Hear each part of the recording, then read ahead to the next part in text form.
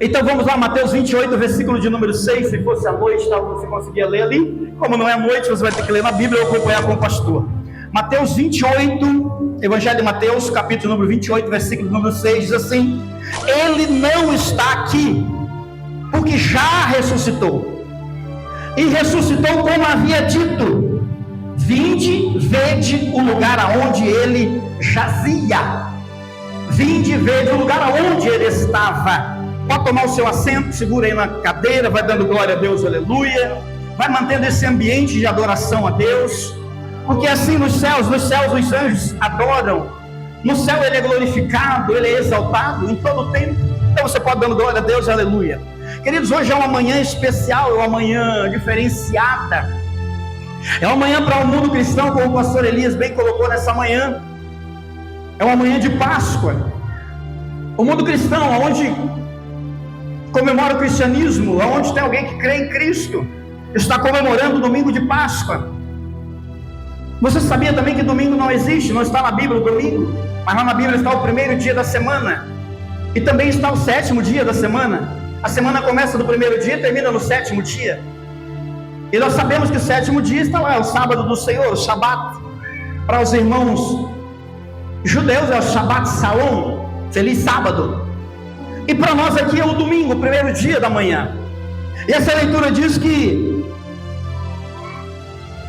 alguém disse assim: olha, ele não está aqui porque já ressuscitou.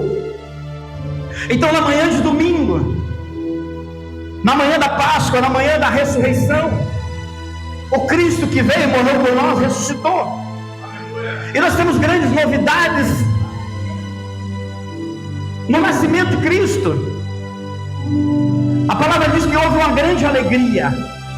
Quando Cristo nasce, tem uma grande alegria na terra. Há um grito na cidade onde ele nasceu. Há cânticos, há louvores. E os anjos estão louvando, os anjos estão engrandecendo, os anjos estão glorificando a Deus nas alturas, dizendo paz na terra aos homens a quem ele quer bem, aos homens de boa vontade. Então houve uma alegria muito grande. Houve uma alegria muito grande na terra. Então paz na terra aos homens de boa vontade. Então foi algo muito grande que aconteceu, uma grande alegria. Isso significa o Evangelho de Cristo, significa boas novas, boas notícias. Infelizmente muitos de nós fizemos do Evangelho de Cristo um evangelho de tristeza, um evangelho de penitência, um evangelho de cobrança, um evangelho de peso, enquanto ele diz: olha, o meu fardo é leve, o meu jugo é suave, o meu fardo é leve. Mas muitos fizeram do Evangelho de Cristo uma religião. A religião é pesada, o Evangelho de Cristo não. Mas a novidade foi que há mais de 2000 anos atrás um menino nos nasceu, um filho se nos deu. E houve grande alegria, grande júbilo nos céus e também na terra. Nascia o Jesus na manjedoura.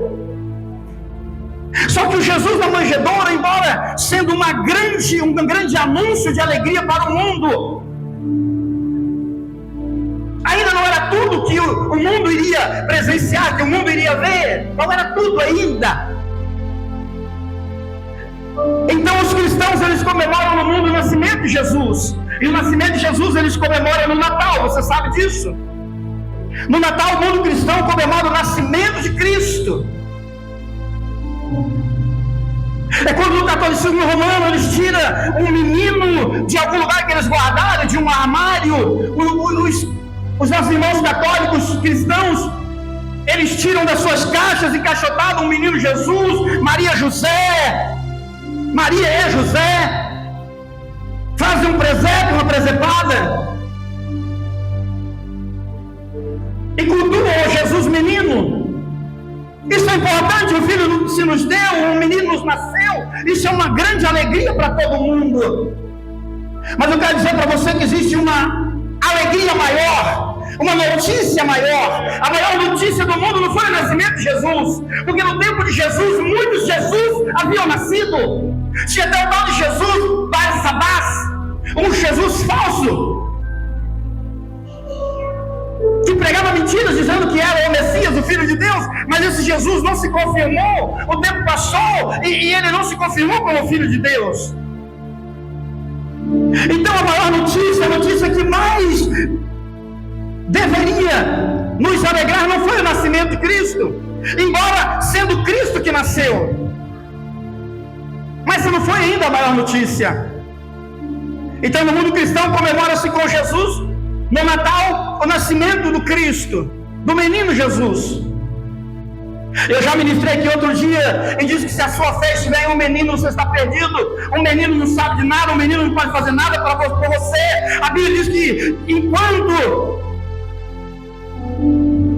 o filho for menino, enquanto o filho for menino, mesmo sendo herdeiro de todas as coisas, ele é comparado a um escravo, ele não tem direito a nada. Por isso talvez na igreja, na casa de Deus, muitos servos de Deus não tenham alcançado grandes coisas da parte do Pai, porque ainda não são filhos maduros, ainda se comportam como meninos da fé, ou como os nossos irmãos do catolicismo romano e de outras crenças, ainda estão vivendo, adorando o menino da manjedoura, uma criança. O menino não pode fazer nada pela minha vida. Então a maior notícia não pode ser o nascimento, embora seja o nascimento do Messias, essa não é a maior notícia. A maior notícia também não é no outro ponto do cristianismo, que é a crucificação. Sexta-feira da paixão, você viu isso nos filmes, você viu isso nos teatros, na cidade, você viu isso na internet, nos memes, eles levantando um Jesus na cruz, que nada pode fazer, e nos memes da internet, o Jesus que eles levantam cai da cruz. E começa aquela musiquinha da internet que nós conhecemos, a musiquinha, né? De comédia da internet, não tem? A musiquinha de comédia? Que é como o Titanic afundando. E virou comédia a crucificação de Cristo. Nós vimos essa semana toda. É só olhar no WhatsApp, nas redes sociais. Eu vi essa semana, porque é a semana da crucificação, da sexta-feira da paixão. E nas encenações, alguém batendo, chicoteando Jesus, e aí deu uma chicotada de verdade no cara. Aí o Jesus com a cruz nas costas fez assim, deu um chute no cara, jogou o cara pra lá, só deu soco no cara. Isso não é encenação, eles fazendo teatro, é encenação. Mas de verdade ele chutou o cara, ficou bravo porque bateu nele de verdade. E o meu medo, que mais me assusta, é perceber que a igreja de Cristo está pregando essas presepadas, está também vivendo um falso evangelho, um falso cristianismo, um cristianismo de dupla cara, de dupla língua, de língua dobre. É isso que me assusta, porque a gente dá risada de um Jesus que está sendo erguido na cruz e cai dela, de um Jesus que está sendo crucificado e não suporta a crucificação e dá chute nos outros. Mas nós nos esquecemos de olhar para dentro de nós, a que Jesus nós servimos, a quem estamos servindo, aonde está apoiada a nossa fé, em que base está apoiada a nossa fé, aonde estamos apoiados no Senhor. Então não é grande coisa saber que Ele morreu na cruz.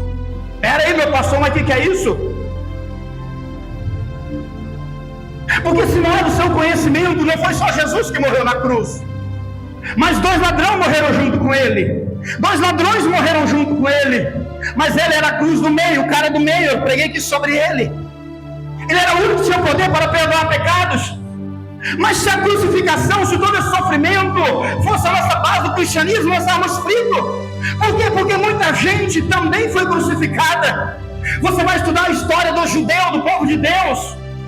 Judeus que se converteram a Cristo, outros não. Tem judeus lá em Jerusalém que continua com o candelabro aceso, continua esperando o cara do meio vir, que é o Messias.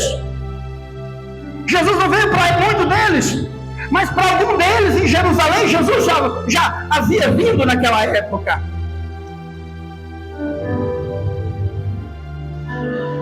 E esses judeus, por crerem em Jesus Cristo, há relatos históricos na história da humanidade, que para o ateu, eu não creio na Bíblia, mas na história você acredita.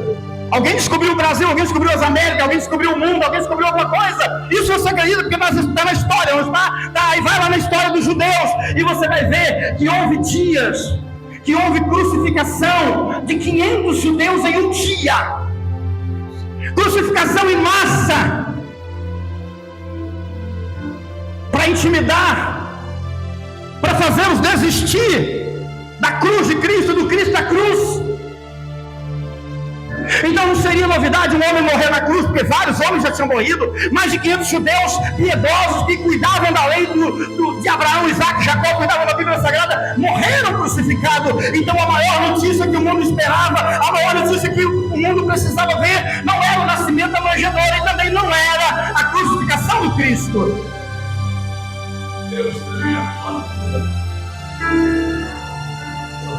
Pastor, então o maior acontecimento foi a ressurreição. Nós começamos a melhorar aí. Ele ressuscitou dos mortos. Ao terceiro dia ele ressuscitou dos mortos. Mas também não é suficiente. Como assim, pastor, não é suficiente? Não. No Antigo Testamento tinha um menino profetizado por Deus. A mãe não podia ter filhos, o pai não podia ter filhos, eram idosos, mas eram zelosos pela casa de Deus. Guarde isso no seu coração. Tudo que você faz por Deus, tudo que você faz pela casa de Deus, não ficará sem uma resposta, não ficará sem um retorno de Deus para a sua vida. E ela principalmente, diz a Bíblia, era zelosa, não diz quanto ao marido, mas diz quanto ela, era zelosa pelas coisas de Deus. Então ela via o homem de Deus passando ali, e ela olhou e disse para o seu marido: marido, eu vejo que aquele homem que está passando é um santo homem de Deus. Eu queria muito, oxalá, olha, eu queria muito que as pessoas olhassem para a minha vida e dissessem: olha, vai indo ali um homem de Deus. Que elas olhassem para a tua vida como cristão e dissessem: está indo ali um homem e uma mulher de Deus. Aquela mulher disse isso: está indo ali um homem de Deus. E ardeu no coração dela: vamos fazer algo por esse homem, vamos. Então o que nós vamos fazer, minha mulher? Olha, nós vamos fazer um quarto, vamos colocar uma cama, vamos colocar uma lamparina. Todas as vezes que ele passar pela nossa cidade, ele vai ter um lugar de repouso, de descanso. Nós queremos investir na vida dele isso. E assim ela fez. Glória a Deus. E o homem de Deus estava lá descansando na casa dela, em uma das passagens, olhou para o seu servo e disse: servo, o que será que eu posso fazer por essa mulher? Pela casa dela? Por tanto cuidado que ela tem tido conosco. Me ajuda a lembrar que eu estou na ressurreição ainda. Que não bastava só Jesus ressuscitar, não. Me ajuda a lembrar aí. É muita coisa. Aí o servo olhou e observou uma coisa. Será que você tem sido um servo vigilante, um servo observador, um servo que o seu senhor aqui nessa casa, ou a sua senhora, a pastora Dilma Bispo, lhe perguntar: o que nós podemos fazer por alguma família da igreja? Você saberia responder? O servo olhou e disse: meu senhor, eu tenho observado, o homem já tem cabelos brancos, a mulher dele já é velha, e eles não têm filho. No que observa isso? Porque do resto eles têm material, eles têm carro bom, eles têm casa boa, eles têm boa saúde, eles têm tudo, mas eu não vejo filho. Aí o profeta disse: bem observado. E chegou e profetizou a mulher e disse: olha, daqui em X tempo você terá um filho. A mulher disse: meu senhor, não minta para a tua serva. Tipo assim, eu não estou lhe pedindo nada, o que eu estou fazendo por você é por amor às coisas de Deus e tal, eu não quero nada em troca, porque ela sabia a sua condição, sabia a condição do marido, sabia que não podia ter filhos. Agora você vai dizer que eu vou ter um filho? Não minta para a tua serva. Mas é verdade, tu vai ter. Realmente ela teve um filho, mas passou um tempo, o filho morreu. Ela vai ao encontro dele, eu não vou narrar a história, você deve ler a Bíblia. E está escrito que ela diz para ele: meu servo, por acaso eu pedi algum filho para o Senhor? Porque me desse um filho, Deus me deu um filho, agora ele está morto.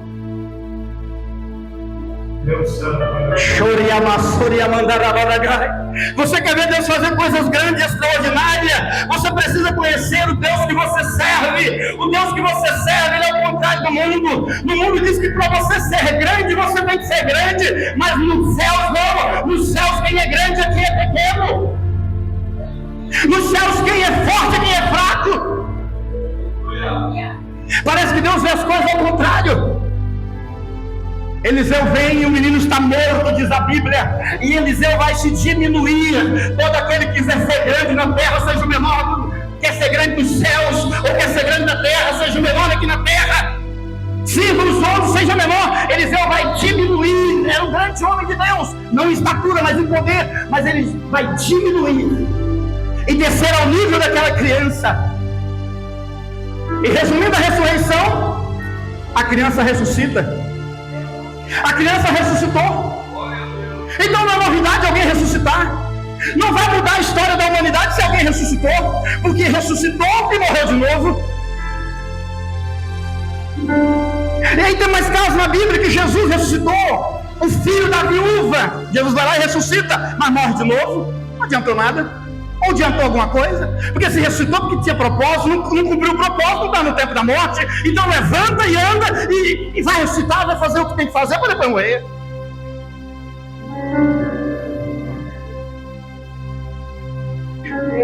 Então o ponto forte do cristianismo não é o nascimento de Cristo, e também não é a morte de Cristo, e também não é a ressurreição de Cristo.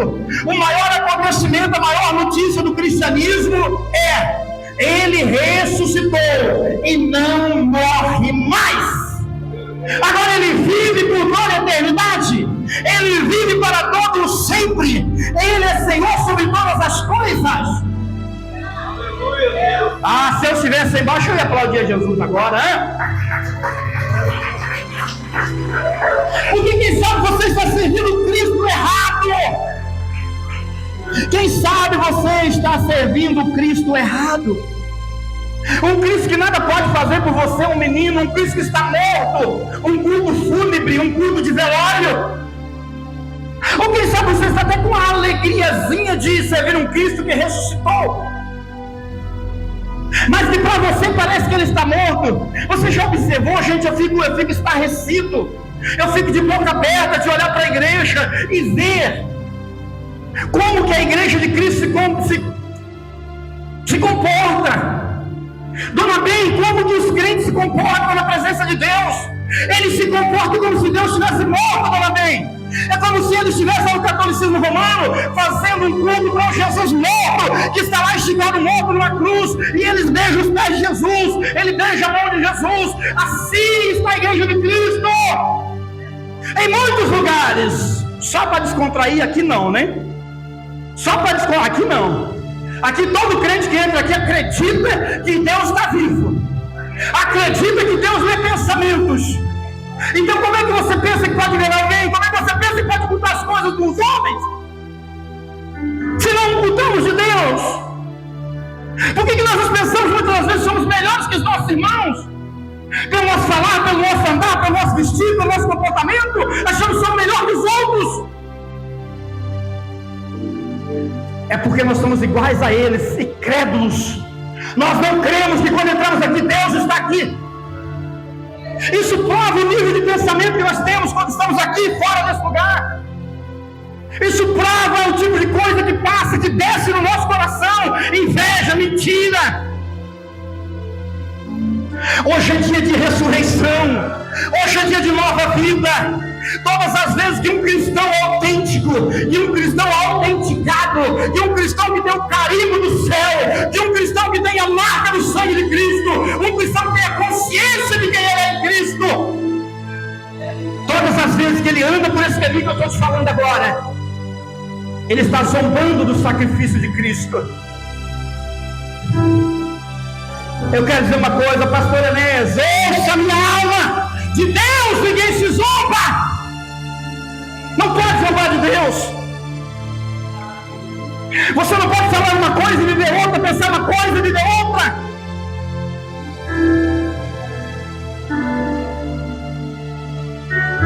Você sabia que nós temos visto crentes ficando endemoniados? Só que não é mais como antigamente, que crente ficava endemoniado, ou o demônio possuía as pessoas, não. Essa semana eu estava conversando com um moço, e dizendo: cara, eu estou de boca aberta, estou ouvindo pastores do mundo inteiro, eu ouço homens muito maiores do que eu, homens que tiveram experiências tremendas, homens da Bíblia, eu leio Bíblia, eu gosto de Bíblia, eu estudo Bíblia, todo dia eu estou com a Bíblia na mão, um livro na mão, estou lendo sobre alguma coisa, e sobre o reino de Deus, e não sobre as coisas da terra, para saber como o céu está se movendo. Eu não olho só para a igreja local, não olho para a igreja no mundo. Como é que a igreja de Cristo está no mundo? E os maiores pastores, o clamor deles e a reclamação deles parece que Deus não é mais o mesmo, parece que as coisas que eram não são mais. como Gideão, aonde está o Deus dos meus pais? Aonde está o Deus que abriu o mar vermelho? Onde está o Deus que enviou as 10 pragas? Onde está o Deus que nos tirou com a mão forte? Aonde Ele está? Porque eu não estou vendo Ele.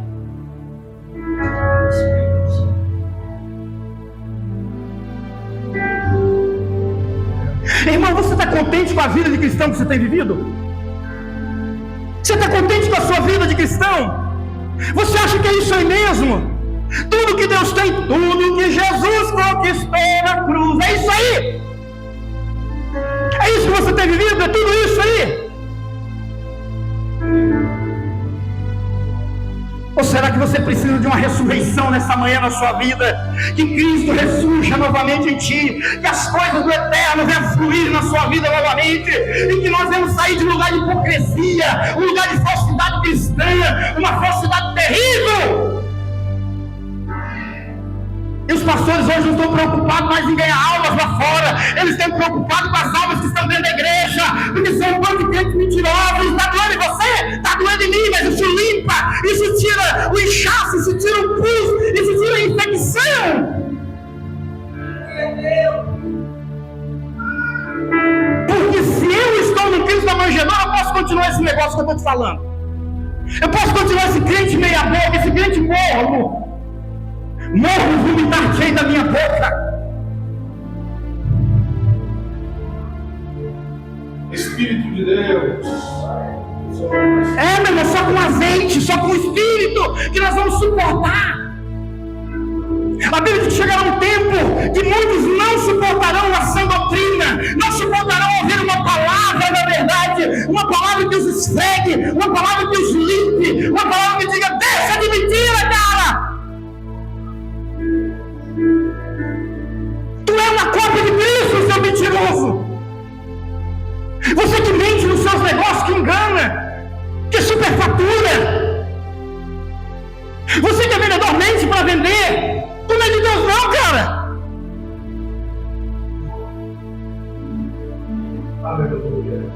Eu já tive que jejuar por causa de crente que não tem o brilho de Jesus. Minha esposa foi tirar carteira de motorista há muitos anos atrás. Voltou feliz para casa. Amor, olha que bênção. Deus preparou tudo. Meu amor, preparou? O que foi? O meu instrutor é um presbítero, um obreiro da casa de Deus, da igreja mãe. Meu amor, isso tem pedigree. Isso é bom, tem pedigree. Aí o cara ia levar ela para fazer aula, ficava enrolando. Não dava aula. Foi passando os dias. Amor, mas ele não dá aula. E a gente passa, ele vai lá comprar não sei o que, fica 2 horas, não me ensina.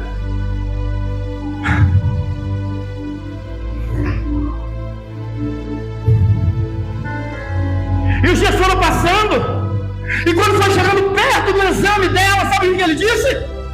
Irmã Thalita, nós somos irmãos, somos da mesma fé. Minha irmã, se você for para o exame assim, você vai reprovar. Se você reprovar, vai ser mais não sei quanto de reprova, vai ser mais não sei quanto de aula, vai ser mais não sei quanto de não sei o quê. Mas para ajudar a minha irmã, se a minha irmã quiser, a minha irmã só dá um X de dinheiro aqui, e a minha irmã só busca a sua carteira. Ela voltou para casa toda murcha. E eu disse: volta para lá. Diga para aquele cabra que a partir de hoje eu não como e não bebo, eu vou jejuar. Porque nós somos servos de Deus, nós não pagamos suborno. Nós não pagamos suborno, não pagamos propina. Nós nos esforçamos para não mentir. Nós somos servos de Deus. E diga para ele: a partir de hoje nós estamos jejuando. E você vai para o exame e vai passar nesse exame aí. Porque de Deus ninguém escarnece, de Deus ninguém zomba. Ele ficou murcho, o que Deus fez com ele, o problema é dele, de Deus. Porque quem acha que engana Deus, vai encontrar com o Deus verdadeiro. Vai encontrar com Deus verdadeiro. Vai ter face a face com Deus. Vai ter um Peniel com Deus. Vai ter um vale de Jaboque para atravessar com Deus. Resultado, ela foi para o exame, meu amigo, no jejum. Foi de jejum também, jejum e oração. Voltou para casa com a carteira e sem mancha.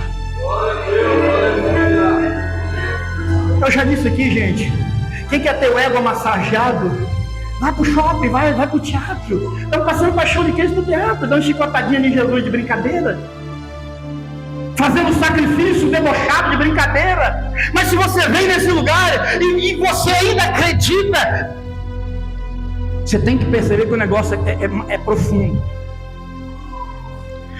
Eu já vi gente esfregando essa Bíblia na cara de gente endemoniada, o diabo rasgar as páginas e comer. Chega lá, o diabo estava comendo página de Bíblia. Eu já ouvi dizer que maconheiros já acenderam maconha e fumaram página da Bíblia com maconha.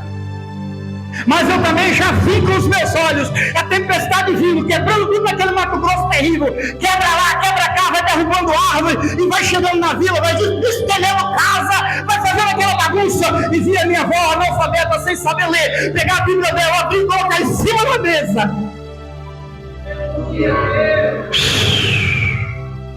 E eu vi o vento passar para a esquerda, passar para a direita, e a casa da minha avó não destelhou. Não caiu uma viga da casa dela. Você está entendendo? Não é se você carrega uma Bíblia de papel, se você carrega uma Bíblia no seu celular. É o quanto você vive a Bíblia na sua vida. É o quanto você tem da Bíblia em você. E mais ainda, é o quanto a Bíblia tem de você. Não é nem quanto você tem da Bíblia, porque tem gente que tem muita Bíblia, muita Bíblia, muita Bíblia, muita Bíblia, que está que nem o diabo. Acredita mais em Deus do que muitos crentes. O diabo acredita em Deus, mas a Bíblia diz que ele é crê que estremece.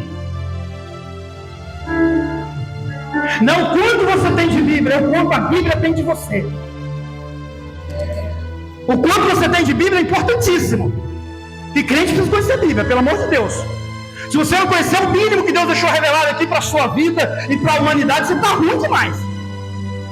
Mas não é o quanto você conhece de Bíblia, é o quanto a Bíblia conhece de você, é o quanto a Bíblia tem de você. Então ressuscitar não era tudo, porque muitos ressuscitaram e morreram de novo. Agora, vem cá. Fazem 2000 anos. Fazem 2000 anos que estão esperando e inventando mentira. Porque quando disseram ele ressuscitou, como ele havia dito, e é isso que dói a minha alma, que há 2000 anos os crentes estão nesse mesmo negócio aqui, gente.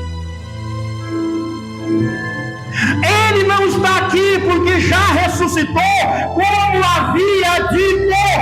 Como é que nós não cremos em um Deus que já nos mostrou o futuro antes que aconteça? Você já parou, Mateus, você parou a pensar nisso, Mateus? Que o meu destino, Mateus, o seu destino já está escrito e já tem um ponto final nele. E nós vivendo uma vida desgramada dessa, uma vida que parece mais um teatro, uma brincadeira, uma mentira. Se Deus já... Não, a gente não acredita nisso, não é possível não. Não é possível que a gente acredita não. Ô Mateus Vasconcelos, não é possível que a gente acredite na Bíblia não, cara. Porque está tudo escrito aqui, Mateus, tudo. O seu pai não, por que vocês estão ansiosos? Por que vocês estão preocupados com o dia da manhã? Basta cada mal o seu dia. Basta cada mal o seu próprio dia. Por que vocês estão ansiosos? A medicina trabalhou tanto para descobrir, sabe o quê? O que o pastor Meire leu nessa manhã. Observem as aves dos céus. Elas não plantam, elas não colhem, todavia o meu Pai Celestial as sustenta. Hoje qual é o maior roubador da nossa vida? O que mais nos rouba de Deus é o nosso tempo. Nós não temos tempo. Eu estou tendo jovens que a gente estamos querendo preparar para ser grandes homens de Deus, homens maduros que precisam de preparo para ser homem de Deus. Sabe qual é a resposta deles? Eu não tenho tempo. Eu tenho um pastor amigo meu que diz: eu não tenho tempo, meu irmão. Mas a cada dia ele está mais pesado. A cada dia a saúde está indo mal. A cada dia a coisa está ficando pior. Eu não tenho tempo, preciso cuidar da minha casa, preciso cuidar dos meus filhos. Eu preciso dar o melhor para os meus filhos. Eu disse: cara, se você morrer hoje, tu não está cuidando da tua saúde. Tu não tem tempo para fazer um exercício, não tem tempo para tomar remédio. Aí, Mateus, sabe o que descobriram? A ciência moderna descobriu? Que para depressão, melhor que comprimido tarja preta para depressão. Sabe o que é, meus pastores? Passarinhar. Santo remédio, passarinhar. Passarinhar, o que é passarinhar? Vai para um lugar de bosque, vai para um lugar de mata e observa os pássaros. Observa os pássaros. Tira um tempo, vai para o bosque, observa os pássaros cantando. É um santo remédio, é melhor que tarja preta. Há mais de 2000 anos está escrito: observe os pássaros, eles não trabalham, eles não plantam, todavia o vosso Pai Celestial os sustenta. Eu não estou acreditando que a gente acredita na Bíblia, porque a promessa é, Jesus disse: aquele que crê em mim, como diz as Escrituras. Basta crer em Jesus? Diga não. O IBGE, aqueles caras que anota quem é cristão, quem não é cristão, quantas pessoas tem numa casa, quantas não tem. Por IBGE, espírita é cristão. Por IBGE, o candomblé, eles são cristãos. Por IBGE, católico apostólico romano é cristão. Todos aqueles que creem no Cristo e que nasceu da Virgem Maria são cristãos.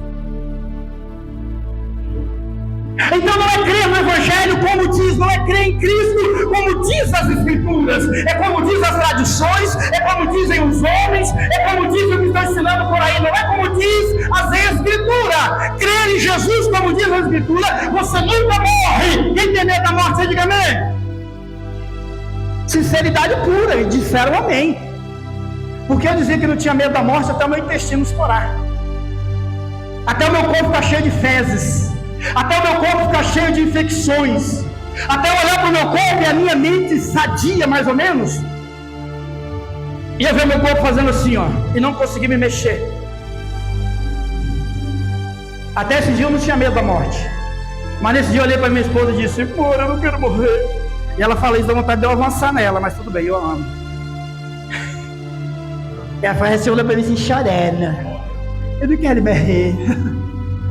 Aí sabe o que ela me disse? Você sabe, já ouviu pregar, você sabe. Sabe o que ela me disse? Quem sabe? Quem lembra aí? Hã? Quer falar aí, Macama? Consegue falar não? Hã? Na hora da morte ela me disse: então meu amor, não quer morrer? Não vai para a luz, não olhe para a luz.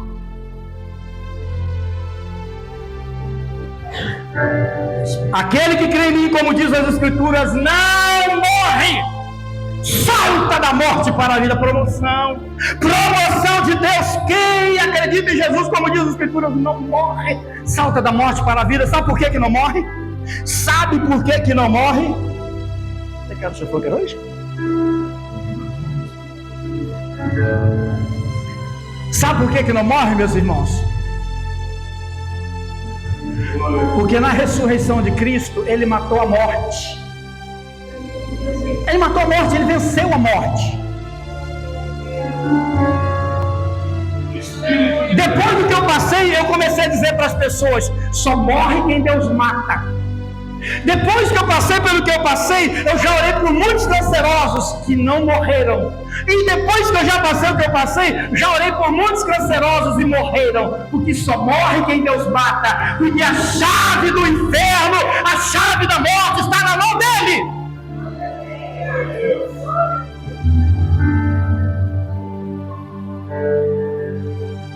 O meu sincero voto nessa manhã é que você saia daqui com isso. Rapaz, que Deus é esse? Diga assim comigo: Deus. Diga: esse Deus.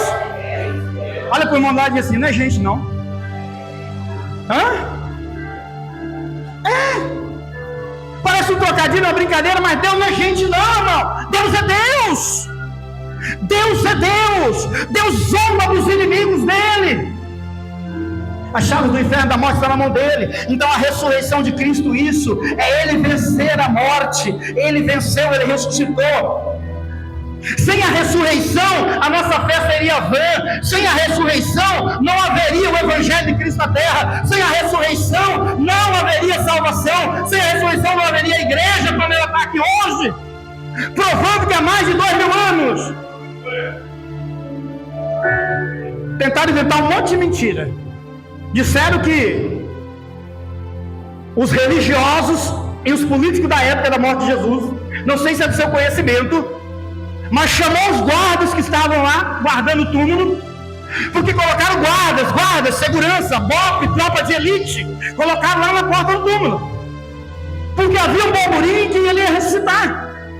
Eles não acreditavam na ressurreição, nem os religiosos e nem os políticos acreditavam em ressurreição, mas acreditavam, eles podem vir de madrugada, roubar o corpo dele e dizer que ele ressuscitou. Como é que nós vamos fazer? Vai virar um trem no meio do povo, então vamos botar guarda. Colocaram tropa de elite, BOPE ficou ali fazendo a segurança. Só que na ressurreição, o túmulo primeiro foi aberto pelo lado de dentro. O túmulo não foi aberto de dentro, de fora para dentro. O túmulo, a pedra rompeu de dentro para fora. Ele ressuscitou, estava morto, mas saiu de lá, ressuscitou e saiu para fora. Quando chegaram, o que aconteceu? Eu não sei, já que você não sabe, é o seguinte. Toma aqui, a Bíblia diz, lhe deram muito dinheiro. É isso que o diabo tem feito. O diabo tem dado muito dinheiro para nós negarmos a nossa fé, para nós nos afastarmos da nossa fé. Pastor, eu nunca peguei um suborno, mas quem sabe o diabo não tem te dado um trabalho que te rouba de Deus. Aí já mudou, ficou diferente, né? Suborno eu nunca tomei não, pastor, mas tempo para Deus eu não tenho também, então não tem problema. Ele está dando muito dinheiro. Deu muito dinheiro para que a mentira fosse pregada, para que a mentira fosse anunciada. Eles, na Bíblia, receberam muito dinheiro, meu pastor, para pregar uma mentira, e eles saíram pregando a mentira. Olha, os discípulos dele veio e roubou o corpo dele. O corpo não está aqui porque roubaram, e há mais de 2000 anos essa mentira está sendo sustentada por aí. Mas para nós que somos de Cristo, sabemos que há mais de 2000 anos a morte não o alcançou mais. Ele venceu a morte, ele venceu o inferno, tem as chaves na mão dele. Ele é o nosso Senhor. O cristão precisa saber quanto que custou a chibatada que ele levou, quanto que custou as calúnias, quanto que custou o cuspe no rosto dele, quanto que custou as mentiras sobre ele. Nós precisamos sentir o pregador, ele precisa encarnar a palavra. Todo profeta de Deus, homem de Deus, que estão escritos aqui na Bíblia, eles encarnaram a mensagem, eles encarnaram a pregação. Então todo homem de Deus tem responsabilidade com Deus. Para gerar uma pregação, ele tem agonias, ele investe. Às vezes a gente investe 20 dias, às vezes a gente investe 12 horas, 24 horas, 3 dias, uma semana, um mês, um ano, 30 anos preparando uma pregação, uma mensagem de Deus para trazer para o povo de Deus. Então não julgue um livro pela capa, meu irmão, abra ele e leia. Leia com a ótica de Deus, mas tira sua lente.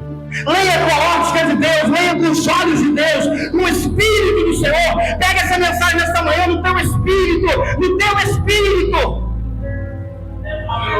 porque o teu espírito está aí lutando, o teu espírito está guerreando, para que a sua carne não domine sobre essa ministração, para que a sua alma não governe sobre essa ministração. O teu espírito está guerreando, fazendo guerra.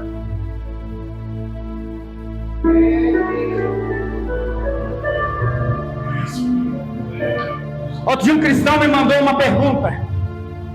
Perguntaram para um dos meus alunos, um dos alunos do bacharel, estava na empresa dele trabalhando. Ele já estudou 32 matérias da Bíblia, ele já estudou de Gênesis a Apocalipse comigo. Ele estava lá trabalhando e alguém soube que ele é um estudioso da Bíblia. E alguém foi lá e perguntou para ele: mas rapaz, eu vejo um negócio lá na Bíblia, lá na minha igreja eu ouço algumas coisas, mas eu tenho uma pergunta. Qual que é a pergunta? Falou para ele, para o meu aluno: tem um negócio de o véu tu rompeste. O véu foi rasgado, não foi? Sim, foi rasgado. Depois que o véu foi rasgado, costuraram ele de novo? Uma pergunta. E não faz essa cara aí se tu não sabe a resposta não, viu? Faz a cara que tu sabe não. Se não sabe, vá aprender. E aí, costuraram o véu de novo? Ele foi rasgado, mas parece que costuraram de novo. Eu diria que no mundo espiritual a religião costurou de novo, porque só um tipo de gente entrava além do véu. E a religião quer isso. Para entrar além do véu tem que ser um tipo de pessoa certa, um tipo de coisa certa, não sei o que. Aí você... Então costuraram de novo. Mas para aqueles que têm Jesus, como diz as Escrituras, o véu que foi rasgado não pode ser mais costurado. Agora, por que um monte de coisas estão nos impedindo? Nós mesmos costuramos o véu que ele rasgou. Às vezes nós mesmos queremos ser mais justo e santo do que o próprio Deus. Coisas que Deus já não exige mais, nós queremos exigir. Você quer saber o que é pecado? Pecado está escrito na Bíblia. Se Deus deixou algum pecado em oculto e não nos falou onde está esse pecado e o que é esse pecado, então nós podemos pecar. Podemos pecar à vontade. Porque Ele escondeu de nós o pecado, Ele deixou no oculto. Nós não conhecemos, então podemos desfrutar desse pecado. Tudo que é pecado já está revelado por Deus na Bíblia. E nós sabemos o que é. Sabemos diferenciar o que é pecado e o que não é pecado.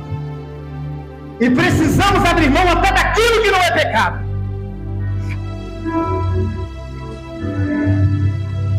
Então o véu que foi rasgado, será que costuraram de novo? A resposta que eu disse lá, não costurou não, mas vão costurar, viu? No reino espiritual já estão costurando. E daqui mais uns dias aí, com alinhamento global, com a besta que vai governar as religiões no mundo, com o governo mundial, o governo eclesiástico no mundo também, o véu vai ser, vão trazer um véu novo lá, vão voltar aos sacrifícios antigos. Repita comigo aí bem forte: a morte perdeu e a vida venceu. Olha aí.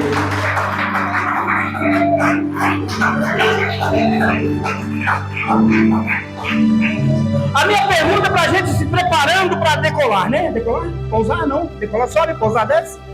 Para a gente abaixar um pouquinho a pressão, que a minha está em 200. Eu falei ali brincando ali com o Fernando. Fernando, eu estou preparado com umas 3 horas. Tem bateria aí? É brincadeira, é óbvio, né? Segundo o meu pastor aqui da minha retaguarda, a gente pode ir até meio-dia, pastor? Não, meio-dia não. Ele falou, meio-dia não, para umas 11h30 pode... É brincadeirinha, você já vai para casa. Comer o cordeiro, está preparado, né? Aliás, aí deu muito durante a noite, no meu entendimento, a mensagem comer o cordeiro por inteiro. Mas você ia levar chibatada do mesmo jeito, só muda o tema. Comer o cordeiro por inteiro. Porque teve um tempo que o povo de Israel já se alimentava de cordeiro. E por um tempo eles comiam o melhor do cordeiro. E só abrindo aqui um aspas, um parênteses, sei lá o que, eu aprendi em algum lugar, não entendo nada de português para saber onde que a aspa começa, onde que ela termina.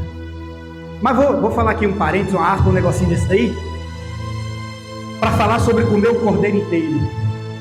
Teve um tempo que o povo de Israel queria só a picanha do cordeiro, o pernil do cordeiro, só onde tinha carne, coisa boa. Talvez seja uma síndrome também da igreja no dia de hoje. A gente quer comer do cordeiro só as coisas boas. Quando a mensagem tem ervas amargas no meio, quando amarga um pouco a mensagem, a gente quer cuspir e vomitar. Mas chegou o momento que é da Páscoa, que o Senhor diz, espera aí, agora não, essa noite é diferente. Essa noite vocês vão comer o cordeiro completo. Vocês vão comer o cordeiro completo. Pata de cordeiro, meu irmão, não tem carne. O pernilzinho tem, as patinhas. Cabeça de cordeiro é só osso, mas é dentro que está ocultando. Aí Deus diz, vocês vão comer. Hoje vocês vão se converter, viu? Disse lá para o povo de Israel. Vocês vão comer o cordeiro inteiro. Se você vê que o cordeiro inteiro é muito para a sua família, convide a família do irmão para chegar junto, mas vocês vão comer o cordeiro inteiro, não vai sobrar nada. Não é comer o que você quer e cuspir o resto para lá, não. Esse é o Evangelho de Jesus Cristo, o Cordeiro de Deus que tira o pecado do mundo. É o cordeiro inteiro, é comer Cristo por inteiro.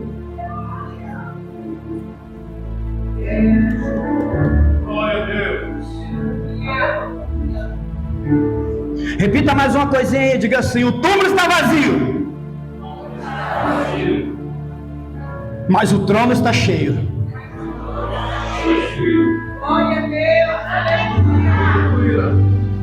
Às vezes eu viajo assim estudando, eu viajo na maionese.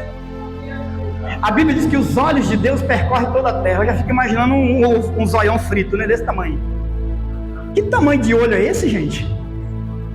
Os olhos de Deus percorrem toda a terra, ó. Aí eu sento, dou uma olhada e falo: né, você não acredita em Deus não, cara. Aí às vezes eu me vejo fazendo coisa, eu olho para mim, eu falo para mim mesmo: cara, você não acredita em Deus não, você está sendo mais um falastrão aí, não é possível não. Olha o tamanho desse Deus. E quando é que você pensa que pode se esconder dele? Olha o tamanho do olho dele, meu irmão, onde você vai?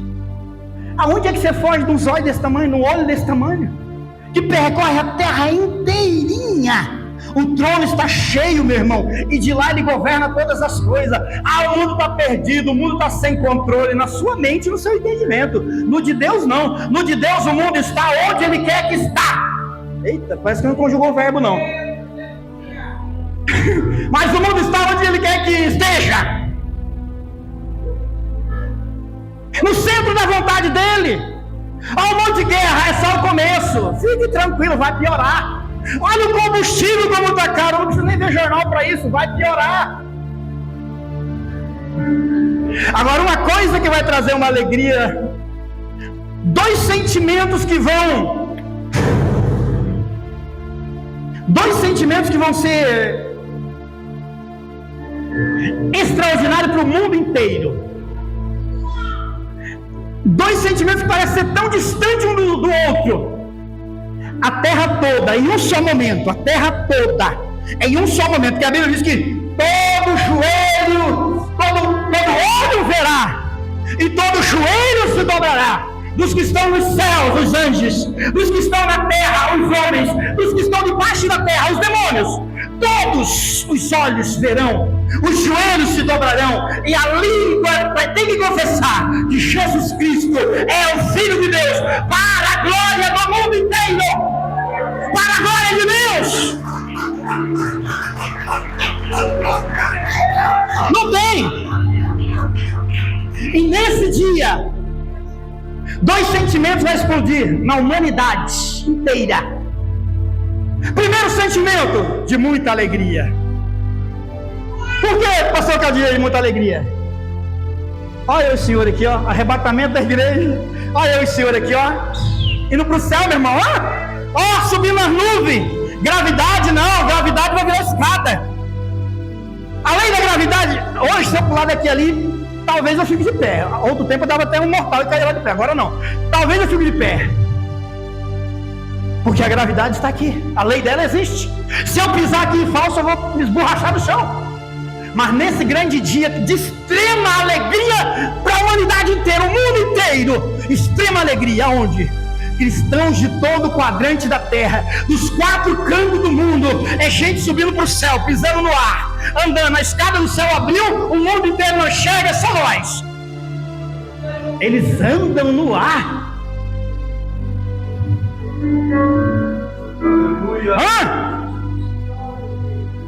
O cristão fiel cavalgando sobre a nuvem, subindo ao encontro do seu Senhor. O extremo de alegria. Vai ficar alegre, irmão Paulo? Vai subir dando glória a Deus, aleluia. Ei, irmão Paulo, vai subir cantando? Oh glória, o grande dia.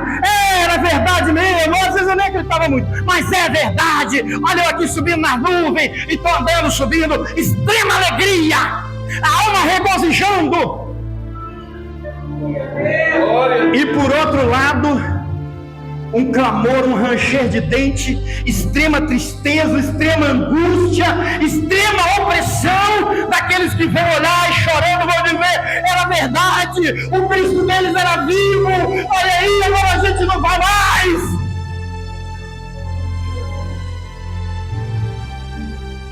Meu irmão, em nome de Jesus, eu não quero pregar bonito, eu não quero tirar aplauso de você. O meu esforço aqui nessa manhã é que você vai embora triste, vai embora pensando na sua vida. Vai embora pensando o que eu estou fazendo na minha vida, o que eu estou fazendo na igreja, o que eu estou fazendo nesse ônibus miserável que eu pego todo dia, o que eu estou fazendo no meu carro no trânsito, buzinando para os outros sair da minha frente, o que eu estou fazendo da minha vida? Eu quero que você vá embora com isso na sua mente, no seu coração, martelando em você. Tomara que essa noite você não durma, meu irmão. Para você passar uma noite com Ele, ouvindo a voz dEle, sentindo o cheiro dEle, ouvindo as pisadas dEle. Você vai olhando, mas quem estava aqui? Parece que tinha alguém aqui. É Ele. E você não vai ter medo porque não é demônio. Você vai sentir alegria, gozo, prazer. E você vai perceber, Ele existe. Cara, Ele existe, meu Deus, o Senhor...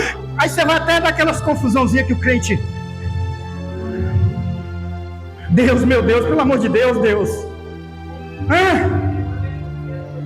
Onde eu estava que eu não estava vendo? Porque às vezes, querido, a gente tem que ser refinado que nem Jó. Jó era religioso. Vem esse negócio de religião de novo. Jó era religioso. Tão religioso que ele pensava assim: se os meus filhos pecarem, eu já faço o sacrifício antes. Ele não pecava, ninguém pecava na casa dele. Eu pago o sacrifício antes. Eu sacrifico. Os filhos não sacrificavam, mas ele sacrificava e dizia: Deus, esse sacrifício aqui é que se os meus filhos aí, pecaram, já está liberado aqui, porque eu já estou dando sacrifício pelo pecado dele. Religiosíssimo. O dinheiro dele era de Deus, o sacrifício dele era de Deus, já não tinha problema para com Deus. Ou melhor, problema para com a religião. Não tinha problema com a religião. Até porque não tinha nem religião e sacerdote, ele era o próprio sacerdote da família dele. Mas o que nós vamos aprender com isso? Que é o que eu não quero que você aprenda desse jeito. Eu não quero que Deus mate 10 filhos teus. Eu não quero que Deus mande vento e derrube a sua casa. Eu não quero que Deus tire todos os bens que você tem. Eu não quero que Deus tire sua saúde. Eu não quero que Deus te deixe no pó da cinza, para você atravessar e dizer: eu conhecia Deus só de ouvir falar, mas hoje os meus olhos veem o Senhor. Porque no nosso tempo agora nós podemos escolher se nós vamos nos render nessa manhã, pedir uma ressurreição para Ele. Senhor, me ajude a ressuscitar desse negócio que eu estou vivendo aqui, dizendo que eu sou crente, mas olha... não vou falar de novo, não. Vou falar de língua, de não sei o que. Não, você já sabe.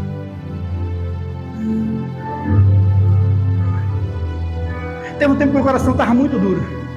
Eu estava assim, Deus, se o Senhor não está convencendo esse povo aí, se o teu Espírito não está convencendo esse povo aí, eu não vou ficar jogando palavra para eles, não. Porque quem não dá ouvido ao seu Espírito, não dá ouvido à sua palavra, não dá ouvido ao Senhor, não dá ouvido a mim, não vai. Então tem aconselhamento que eu tenho que orar e falar: Deus, pelo amor de Deus, Deus, estão me chamando para esse diacho desse aconselhamento aí, mas essa gente não está te ouvindo, não está ouvindo a tua palavra, não está ouvindo o teu Espírito, eles não vão me ouvir também. Eu vou lá perder meu tempo, gastar o meu dinheiro. Aí Deus mostra as nossas misérias, as nossas necessidades, que nós também não somos aquilo que achamos que somos. Aí Deus vai nos moendo, vai mostrando pra gente: rapaz, se não é minha graça, você acha que você tinha alguma coisa? Se não é minha graça, você estava casado com a Thalita? Se não é minha graça, você tinha os seus filhos? Se não é minha graça, nem seus netos você tinha visto? Já era pra você ter morrido? Então vai e faz chover no molhado. Deus. Sabe por quê? É uma das grandes perguntas. Por que Deus manda as pessoas? Por que Deus manda a palavra? Por que Deus envia alguém? Se a pessoa não vai mudar, se ela vai continuar no erro dela. Porque haverá um dia que todos, sem exceção, iremos comparecer diante do tribunal de Deus. E nesse dia, uns vêm para a direita, outros vão para a esquerda. Os bodes vão para a esquerda, as ovelhas vão para a direita. E não haverá desculpa diante de Deus. Foi ele, foi ela, foi o filho, foi não sei quem, foi meu pastor, foi não sei o que outro, aquele que eu não gostava, não sei o que. Nesse dia não. Esse dia acabou. Esse dia não tem mais esperança não, meu irmão. Esse dia é juízo. Nesse dia acabou. Nesse dia é: apartai-vos de mim, maldito. malditos para o fogo eterno. Eu não vos conheço, eu não me vejo em vocês, eu não me reconheço em vocês. Não haverá misericórdia. Pastor, que palavra difícil. Agora, anota aí, quantas vezes você já ouviu uma palavra difícil como essa? Ah, pastor, já umas 10 ou 15. E tá duro desse jeito ainda? É por isso que esse tema não vai mudar. O tema só muda quando a gente muda. Diga obrigado, Jesus, pela tua palavra. Diga comigo, ele ressuscitou. Ele vive. E eu viverei com ele. Diga, eu viverei com ele. Isso, meu irmão, se coloque em pé, minha irmã. Não importa o que o pastor Enéas pense, não. Importa que você vá com essa palavra no teu coração. Vá para casa, pensa sobre isso, ora sobre isso. Davizinho, faça que nem ele. Inventa um Salmo 139 lá para você, a partir dessa ministração. Vai lá ver no Salmo 139, Senhor, vê, porque o Senhor me sonda e me conhece, beleza. Vê se há em mim algum caminho mau e guia-me pelo caminho eterno. Aí você descobre por que ele era tão pecador e Deus dava tanta misericórdia para ele. Feche os seus olhos nesse domingo de ressurreição. Eu vou mudar, não vou dizer domingo de ressurreição, vou dizer primeiro dia da ressurreição. Diga comigo, primeiro dia da ressurreição. Eu não vou deixar nem uma manchinha romana. Primeiro dia da ressurreição. Não morreu mais, está vivo para todo sempre, porque ele vive, eu também viverei com ele. Repita comigo, 1, 2, 3, eu também. Então ore pelo altar, ore pelos pastores. Eu sei que vocês respeitam, reverenciam os seus pastores, devem permanecer assim. Mas não esqueçam, os pastores de vocês são homens. São de carnes, de ossos, de sentimento. Ficam doentes, comem, vão ao banheiro. Ninguém tem asa para sair voando por aí. Então nós precisamos da oração de vocês, porque nós somos aqueles que conduzimos vocês na palavra, nas direções da igreja, nos aconselhamentos. Tem gente que, se a gente falar uma palavra, ou a gente levanta a pessoa ou destrói a pessoa. Por isso nós precisamos ter direcionamento de Deus sempre. Feche seus olhos, ergue suas mãos aos céus, e eu vou liberar a bênção apostólica. Que o grande amor de Deus, a paz do nosso Senhor e Salvador Jesus Cristo, a comunhão do Espírito Santo que reina e permaneça em cada coração desde agora e para todos sempre, todo o povo de Deus digam. Agora você já sabe, bate a mão na outra com muita alegria, cumprimente seu irmão, sua irmã, dê um abraço aí.